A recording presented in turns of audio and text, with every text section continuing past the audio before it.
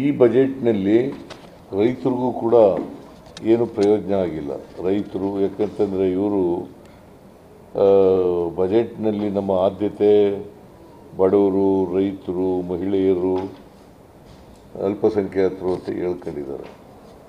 ಈ ವರ್ಗದ ಜನರಿಗೆ ದೊಡ್ಡ ಅನ್ಯಾಯವನ್ನು ಮಾಡಿದ್ದಾರೆ. ಭಾಳ ವರ್ಷಗಳಿಂದ ಡಿಮ್ಯಾಂಡ್ ಮಾಡ್ತಾ ಇದ್ದದ್ದು ನಮಗೆ ಮಿನಿಮಮ್ ಸಪೋರ್ಟ್ ಪ್ರೈಸ್ ಇದೆಯಲ್ಲ, MSP. ಈ ಬಜೆಟ್ನಲ್ಲಿ ಸ್ವಾಮಿನಾಥನ್ ವರದಿಯನ್ನು ಯಥಾವತ್ತಾಗಿ ಜಾರಿ ಮಾಡ್ತೀವಿ ಅಂತ ಹೇಳಿದರು. ಅದರ ಬಗ್ಗೆನೂ ಪ್ರಸ್ತಾಪ ಮಾಡಿಲ್ಲ. ಕಾನೂನು ಮಾಡ್ತೀವಿ ಅಂತ ರೈತರ ಡಿಮ್ಯಾಂಡ್ ಏನಿತ್ತು ಅದನ್ನು ಕೂಡ ಮಾಡಿಕೊಟ್ಟಿಲ್ಲ. ಶಿಕ್ಷಣಕ್ಕೆ 1.21 ಲಕ್ಷ ಇತ್ತು, ಅದು 1.25 ಅಷ್ಟೇ ಮಾಡಿರೋದು, ಹೆಚ್ಚೇನು ಮಾಡಿಲ್ಲ.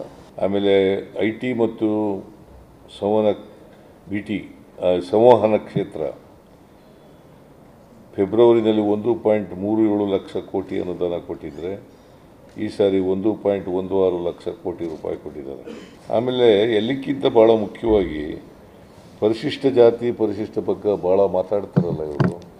9,409 ಕೋಟಿ ರೂಪಾಯಿಗಳನ್ನು ಫೆಬ್ರವರಿನಲ್ಲಿ ಬಜೆಟ್ನಲ್ಲಿ ಮೀಸಲಾಗಿ ಇಟ್ಟಿದ್ದರೆ ಈ ಸಾರಿ 6,780 ಕೋಟಿ ಇಟ್ಟಿದ್ದಾರೆ.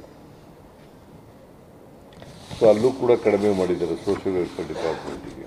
ಸೊ ಇದು ಟೋಟಲಾಗಿ ಕರ್ನಾಟಕ ರಾಜ್ಯಕ್ಕೆ ಏನೇನೂ ಕೊಟ್ಟಿಲ್ಲ. ಈ ಪಾಪ 5 ಜನ ಮಂತ್ರಿಗಳಿದ್ದಾರೆ, ಕುಮಾರಸ್ವಾಮಿ,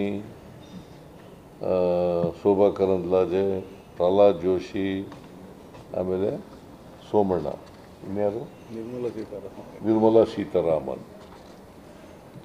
ಈ 5 ಜನ ಇದ್ದರೂ ಕೂಡ ಕೈಗಾರಿಕಾ ಕ್ಷೇತ್ರದಲ್ಲೂ ಏನೂ ಮಾಡಿಲ್ಲ, ರೈಲ್ವೆನಲ್ಲೂ ಏನೂ ಕೊಟ್ಟಿಲ್ಲ.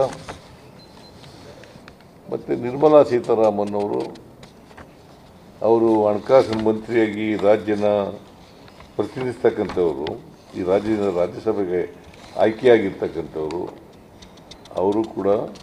ಸೊ ಒಟ್ಟಾರೆಯಾಗಿ ರೈತರಿಗೆ ಈ ಕೇಂದ್ರ ಸರ್ಕಾರ ಈ ಬಜೆಟ್ ಮೂಲಕ ಪಂಗನಾಮ ಹಾಕಿದೆ. ಈಗ ನಾವು ಇದನ್ನು ಕೇಳಿದ್ದು ಭಾಳ ವರ್ಷಗಳಿಂದ ರಾಯಚೂರಿನಲ್ಲಿ ಒಂದು ಏಮ್ಸ್ ಮಾಡಿರಿ ಅಂತ ಹೇಳಿದ್ದು. ಭಾಳ ವರ್ಷಗಳಿಂದ ಡಿಮ್ಯಾಂಡ್ ಇದೆ. ಆ ಭಾಗ ಹಿಂದುಳಿದ ಭಾಗ ಇದೆ, ಕೊಡಿ ಅಂತ ಕೇಳಿದ್ದು, ಅದನ್ನು ಕೂಡ ಕೊಡಲಿಲ್ಲ. ಒಟ್ಟಾರೆಯಾಗಿ ಈ ಬಜೆಟ್ ಇದೆಯಲ್ಲ ಟೋಟಲಿ ನಿರಾಶಾದಾಯಕವಾದಂಥ, ಜನವಿರೋಧಿಯಾದಂಥ, ವಿಶೇಷವಾಗಿ ಬಡವರು, ಪರಿಶಿಷ್ಟ ವರ್ಗದವರು, ಪರಿಶಿಷ್ಟ ಪಂಗಡದವರು, ರೈತರು, ಇವರಿಗೆ ದೊಡ್ಡ ಅನ್ಯಾಯ ಆಗಿದೆ.